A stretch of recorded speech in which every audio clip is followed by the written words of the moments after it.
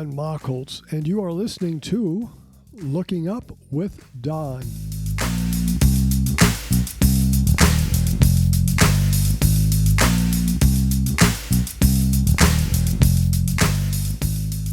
This is the Looking Up with Don podcast, episode number 101, for the week of December 8th, 2021. The related website for this podcast is donmachholz.com. That is spelled DONMACHHOLZ.com. 2 H's. What's up in the sky this week?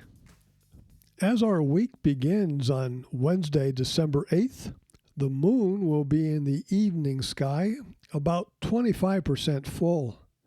By next Tuesday, December 14th, the moon will be 80% full in the evening sky, up for most of the night. Moon watchers have a good week ahead. Get out there and look at the moon. The moon will be south of Saturn on December 7th and south of Jupiter on December 8th. On those days in the afternoon, use the moon to find those planets in the daytime. The Gemini's meteor shower peaks on this Monday night, December 13th, into Tuesday morning, December 14th. The moon will be up and bright during the evening and into the early morning hours. But on the 14th, the moon sets 2 or 3 hours before morning astronomical twilight, so that would be the best time with the radiant in the constellation of Gemini overhead to see the meteor shower. This is one of the strongest meteor showers of the year, and counts can reach 100 meteors per hour. For a few days before and after the night of December 13th, 14th, some of these meteors may be visible but with fewer members. Comet Leonard C2021A1 is now about magnitude 6, barely visible to the unaided eye. This is dimmer than what many had hoped, but the comet is still a month away from perihelion, its closest point to the Sun. On December 8th, the Earth, that's us, passes through the plane of the comet, which means the plane of the orbit is edgewise to us. That may brighten and lengthen the tail a bit, and if there is an anti-tail, material appearing to be pointing toward the Sun, that is the day to see it, December 8th.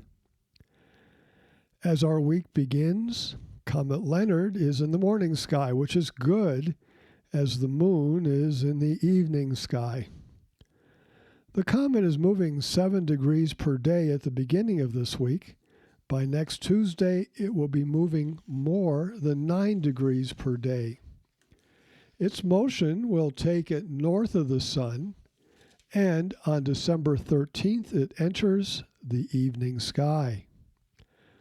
Those in mid-northern latitudes will probably see it for the last time in their morning sky on Sunday, December 12th, when it rises at about the beginning of astronomical twilight. That evening, December 12th, it will set north of the Sun about an hour after sunset. It sets about 10 minutes later each night as it moves southward. Now, those who are further north, at 45 or more degrees north, will have a better view of the comet during those twilight times, as the Sun will set sooner and the comet will set later than would those from the mid-northern latitudes. This will occur for a couple of days around December 12th, when the comet heads too far south to be easily visible from the northern latitudes. When Comet Leonard officially enters the evening sky on December 12th, the moon will also be in the evening sky, on the opposite side of the sky than is the comet. The comet will be in the west, while the moon will be in the east. Until December 19th, when the moon will be full, The moon will continue to get brighter each night. Those in the southern hemisphere will have their first good look at the comet on December 16th, when the comet reaches the same declination as the sun headed south.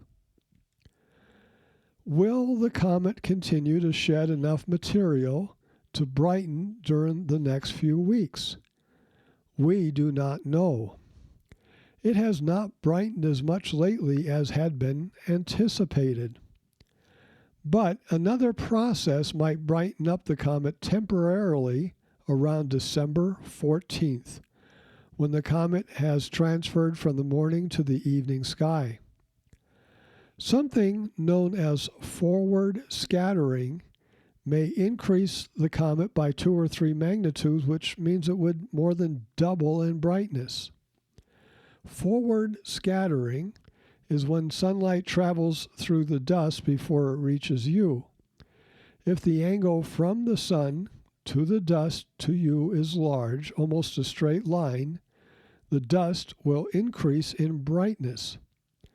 This is not just a theory, it's happened before to comets. I recall in 2002 when Comet 96P Machholz, a periodic comet I discovered in 1986, went past the sun as seen in the SOHO spacecraft cameras. It does this every 5.3 years, and in 2002, it more or less went between us and the sun. It doubled in brightness for a day due to forward scattering. This comet, 96P, will be in a similar position in a little more than a year from now in January 2023. But back to Comet Leonard. On December 12th through 15th, when the phase angle will produce forward scattering, the comet will be north of the sun in the twilight zone. You can see it low in your western sky, setting nearly due west. So this is something to watch for, and it may be the boost that this comet needs to be visible, at least in binoculars, in the twilight sky. The comet reaches its closest point to the Earth on December 12th. That will be 20 million miles, which is 32 million kilometers away.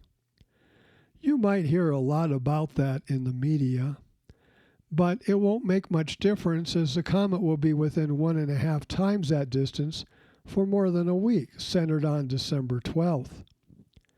And even though it will be at its closest point to us, that will mean a larger coma with less surface brightness occurring when the comet is in twilight, which is not good at all. So this week and next is the time to watch Comet Leonard.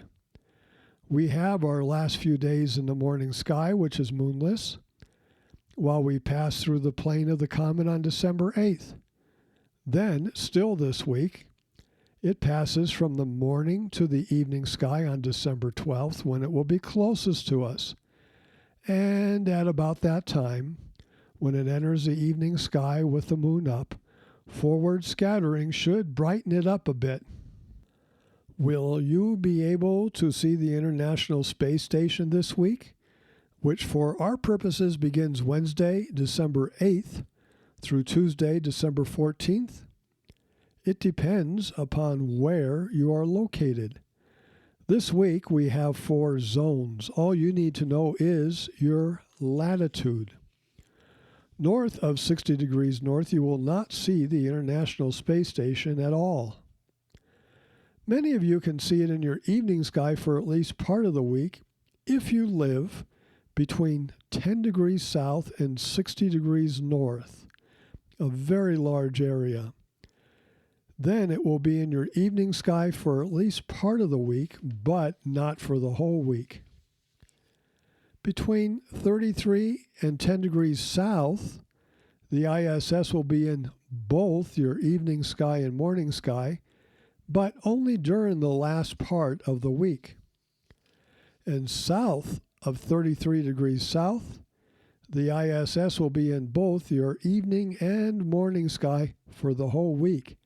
and some of you might be able to see it 3 times a night. To determine where it will be in your sky, go to the website heavens-above.com and enter your location, then click on ISS. There are other comets besides Comet Leonard in our skies this week, but those in the evening sky will be competing against an ever-brightening moon. Comets visible this week are plotted on Podcast 101, Maps 1 and 2, this week's maps. Podcast 101 Map 3 is for Comet Leonard in the morning sky, while Podcast 101 Map 4, which you can download all of these from my website, is for Comet Leonard in the evening sky. For more detailed real-time position and maps of these comets, go to heavens-above.com and click on Comets. On Sunday, December 19th, at 1:30 p.m. Eastern Standard Time, I'll be giving a talk to the Amateur Observers Society of New York based on Long Island. It is online using WebEx.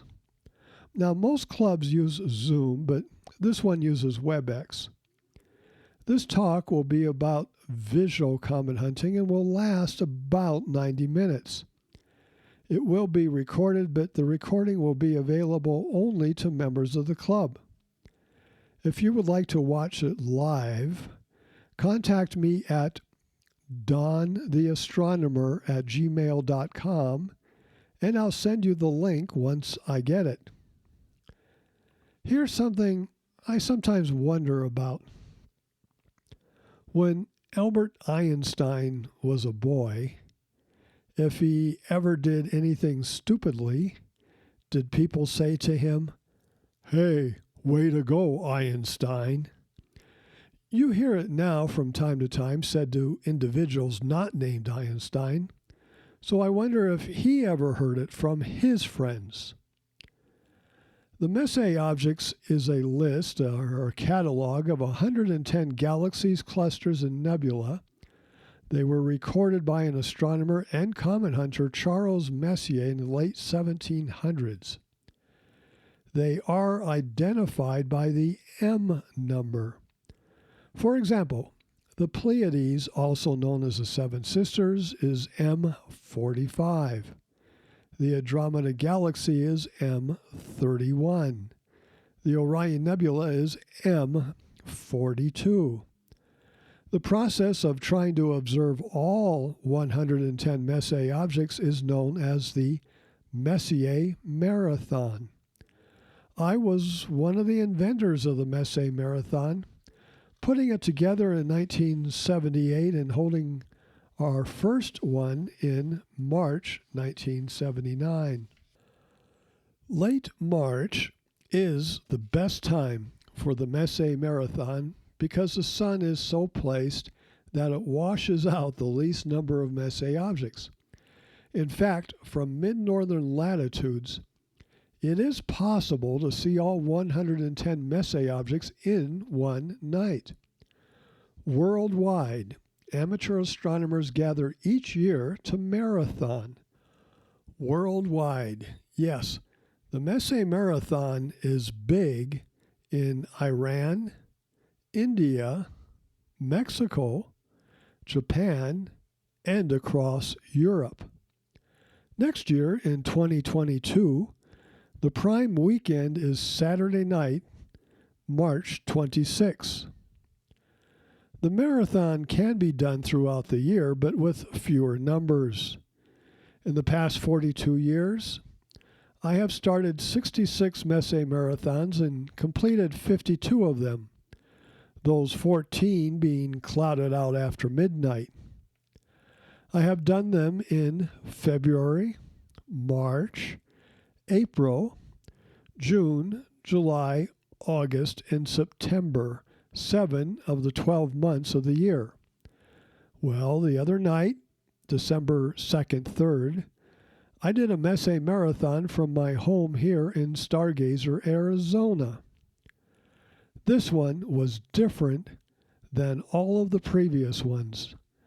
I used the largest telescope I've ever used for a marathon, an 18.5-inch reflector, and for the first time, I used electronic setting circles.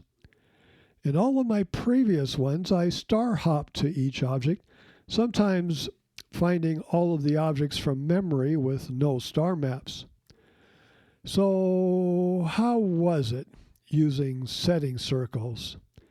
It is relatively easy because the computer box on my telescope would tell me which way to point the telescope to the object and how far to move it. Also, it was quicker than star hopping. For the past 30 years, the growing trend for amateur astronomers is to use setting circles to find the objects, and I have been one of the few who has never tried it. So I'm glad I did to see how it is for many of those who do the marathon. That night, December 2nd, 3rd, I found 94 objects, the most that can be seen at this time of the year from my latitude of 35 degrees north. The objects I missed were below the horizon or in strong twilight and not visible. Now, this does not mean that my future marathons will be done this way. I love using my other instruments, both big binoculars and small telescopes, to do the marathon, and none of them have electronic setting circles. Someone asked me recently if I have ever met Harvey Pennington. It was good to hear that he is remembered by those in the astronomy community. I met him at the Riverside Telescope Makers Conference in the late 1980s. He was very excited to meet me, and we talked about the Messier Marathon. He asked me if I was going to write a book about it. At the time, in the late 1980s, the Messier Marathon was beginning to take hold, but I did not yet see the need for a book on the subject. Harvey was a computer programmer who drew graphics on computers. He said that he was thinking of writing such a book, and I encouraged him to do it. A few months later, when I was back in Southern California, I dropped off copies of many of my notes on the Messier Marathon. Years passed, and no book appeared. By 1994, I had a good working computer, an IBM 386, and had gathered more notes and experiences with the Messier Marathon. I decided to write a book about it. After I began, I looked around to see if Harvey was still writing the book. I was led to contact the publisher, Wilman Bell, and heard that Harvey Pennington had passed away in the summer of 1993 after writing much of the book.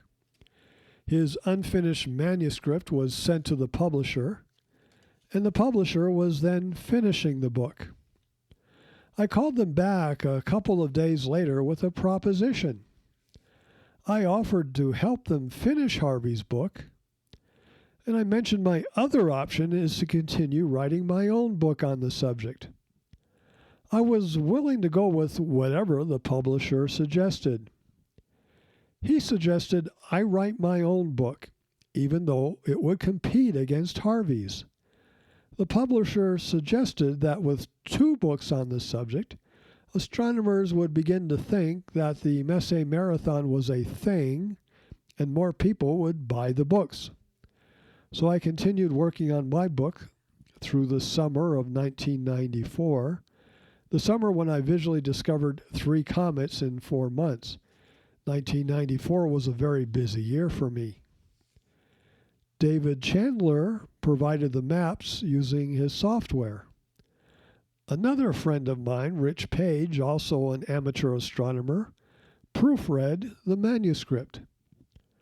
I remember my wife Laura and I, on our 15th wedding anniversary, having a getaway weekend at Rainbow Lodge near Big Bend, California, and me taking the corrected manuscript so that I could review it. Then another friend formatted the manuscript on his computer. I took the final copy to Pony Express printers in Auburn, California for publication. In all, we had 5 printings of the first edition, and several hundred copies were sold. The book is nearly 100 pages, with almost 60 pages dedicated to the story of Charles Messier, his catalog, and the missing objects that are now identified. Also in those 60 pages is discussion of the marathon, the history of it, and ideas on running your own Messier Marathon. The last 40 pages is the atlas, walking you through the marathon from beginning to end. Plenty of maps are involved, and directions from one object to the next give them in north-south and east-west directions. These directions are designed for those with equatorial mounts, but the maps can also be used by those with Dobsonian telescope mounts. The book has sold well for more than a quarter century, and hundreds of amateur astronomers have used it to run the marathon. I seldom travel, but in 1999 I was in England for a Comet conference and a solar eclipse, which, by the way, was clouded out. After a tour of Cambridge University Press, I met with the manager and brought both my Messier Marathon book and my Decade of Comets book. I asked him if he was interested in publishing either. He looked through each of them and suggested the Messier Marathon book. So over the next 3 years, I rewrote it, and Cambridge published that one. So I have 2 books out on the Messier Marathon, and Harvey Pennington has 1. And that is all there is. As mentioned last week, used copies of my 1994 self-published book are offered on the internet for $50 and $55. We can do better than that. I am now offering signed copies of 2 versions of my 1994 Messier Marathon book. Each one is $35. The first is the first edition. It does not have the printing number on the title page, as we did not put first printing on it, but it is. In subsequent printings, 2nd through the 5th, we did say which printing it was on the title page. This first edition, first printing, even has my name misspelled on the title page. 4 times my last name is misspelled. If you want the first edition, this is where to get it. And if you want it signed, let me know. Even though my name spelling was corrected in subsequent printings, no other changes were made. Over the past few weeks, I've assembled a 2nd edition. Here are the changes. My bio is updated. A table of suggested Messier Marathon dates has been updated through the year 2050. And I made a minor change on the observing order to reflect an update made more than 20 years ago to make the marathon easier to run. The 2nd edition is available only from me for $35. To order either of these 1994 books, the first or 2nd edition, go to my website, donmacholtz.com. The webpage for ordering the book is expected to be set up by this Wednesday, December 8th. Over the past year, I've written another book about the Messier Marathon. We are looking for a publisher for the book, so it might be a while before it comes available.